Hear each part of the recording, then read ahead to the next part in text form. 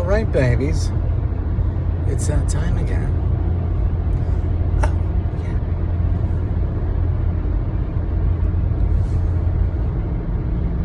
We are firmly ensconced in the major overhaul. And it's reminding me of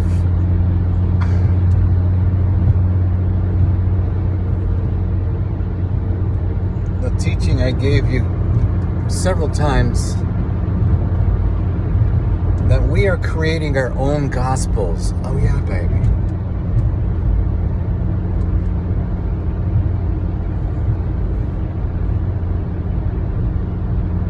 And by that I mean God is writing His love letter on our hearts. And He's walking His eternal essence through us.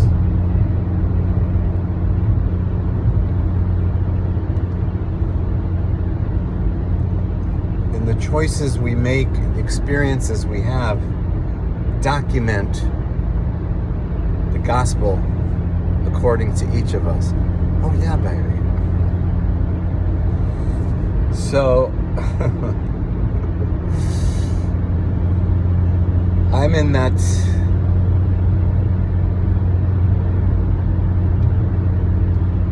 overhaul phase. It was really, when you think about it, it really isn't a phase. We're constantly in like an overhaul kind of mode, meaning we're crucified with Christ.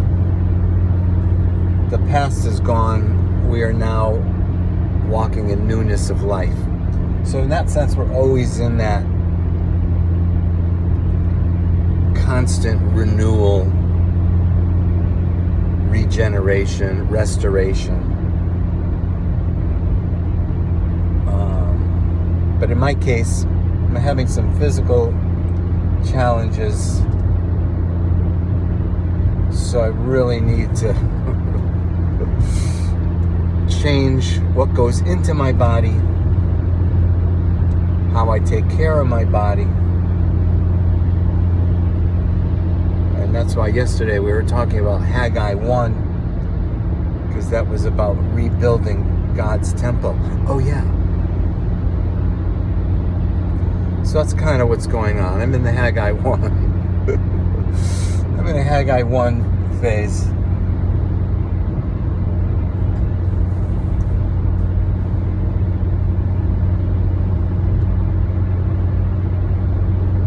I was listening to somebody today, and they were praying for other people. And I was thinking to myself,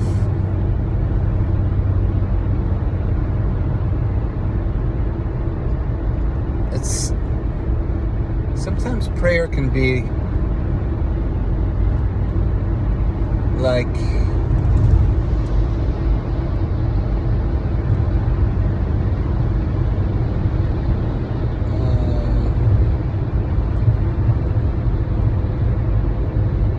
a form of obedience, but not necessarily an example of alignment. And what do I mean by that? Like, instead of saying, Lord, I pray for so-and-so that they would this and that, and that they would enter into blah, blah, blah, and that they would da-da-da-da. I'm not trying to discourage people from praying for each other, but I just feel like it's more an example of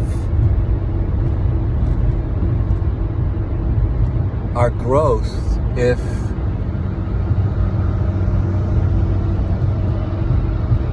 we acknowledge what is already given us. I don't need for somebody to pray for me to receive what's already been given to me. I guess that's what I'm saying. And so what really is happening is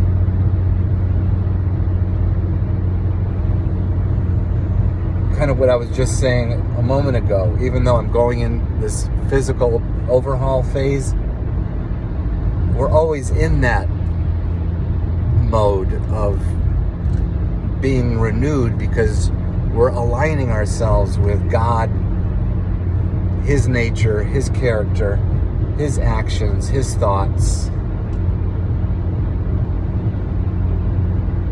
so that He's living it through us. I don't have to say, give me the ability to do what I need to do today. What I need to do is say, thank you for this opportunity today for me to walk with you and accomplish what is before us. See what I'm saying? It's like we're already aligned with Him. He's already living in us. We have everything we need. We just need to release it. Instead of, would you pray for me because I'm having trouble at work and I don't want to go to work and I get really depressed, and would you pray for me? It's like, no. No, I don't want to pray for you.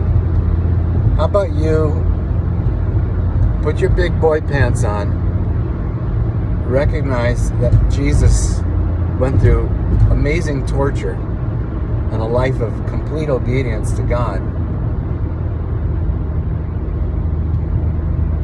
so that He could make His ascendant spirit available to all of us today, forever.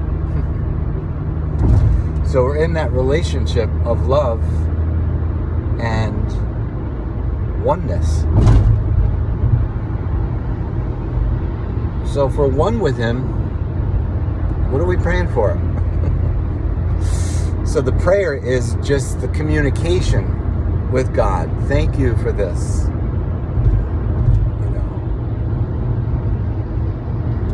This is a challenging situation. I'm looking to you to get me through this. Instead of like,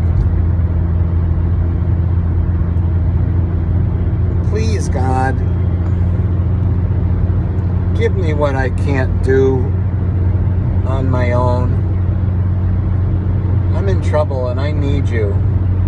It's okay. I mean, if that's where you're at, I mean, it's okay. But I'm just saying there's an easier way and a more adult way to deal with it. You know, you keep asking for things. It doesn't sound like a marriage, you know? Excuse me, honey, would you love me today? I don't feel like you're paying enough attention to me. Would you please pay attention to me? I mean, I wouldn't want a relationship like that, would you? Instead, you're like, oh, it's so good to be with you. You're so lovely, so pure, so delightful. I'm looking forward to what we're going to do together today. Like that. That's your prayer. Oh, yeah, baby. I mean, do what you got to do, but it's not like I haven't been in situations like that. You know, you're feeling really down and you're discouraged. Yeah, you're going to call out to God like, man, what is happening? You know, even in my physical overhaul thing, I prayed like that. But it was more like just to kind of get me kick-started. Now that I'm kick-started, I'm not going to keep asking for what I've already turned my attention to, and now we're on the road to recovery. Oh yeah, baby. That's all there is, sweeties. And man, the world is a frickin' mess, isn't it?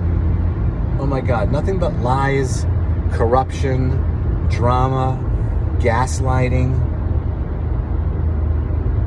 It's a good thing we have the glory of Jesus in us, because I can't imagine how I would be responding to this level of corruption if I didn't have the eternal light in me. So, thank you, sweetheart, for being our eternal light.